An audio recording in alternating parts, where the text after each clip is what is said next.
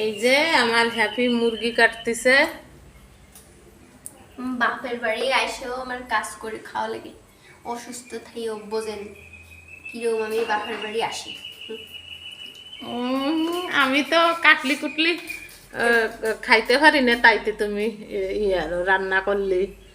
আর আমি তো রান্না করতে পারি না ভালো, তাই তো তোমার দিয়ে রান্না করাই। কি কথা? হ্যাঁ, এখন এটা রান্না করা হবে, পেঁপে দিয়ে রান্না করবো আজকে। কি দিয়ে রান্না করবা? পেঁপে অনেক শক্ত। দেশি মুরগি দেহে তো অনেক শক্ত। ওই চাকু থুয়ে না তাতে। না, এই গেছে আমি ভাঙবো কিভাবে?